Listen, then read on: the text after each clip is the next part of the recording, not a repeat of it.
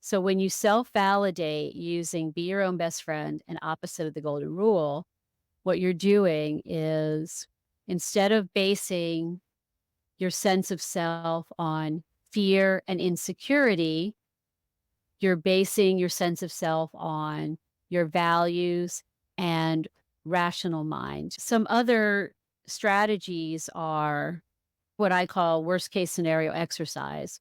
What you're doing is you're tuning into the underlying anxiety and asking yourself, what is it that I'm really afraid of?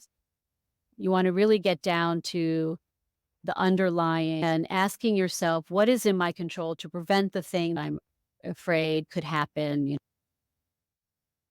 And then the last thing that you can do in terms of dealing with imposter syndrome is once you've done those other things, you've engaged in self validation and you've done worst case scenario and you've identified what you're concerned about and what is in your control, then the last thing is to redirect yourself back to the present moment.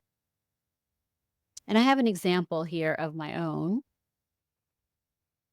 There was a time when anytime I heard somebody enter my waiting room, I had an inner office and I had the waiting room, and I would hear people enter my waiting room, I would get this rush of anxiety because I wanted to make sure that I helped them. And so I was experiencing performance anxiety.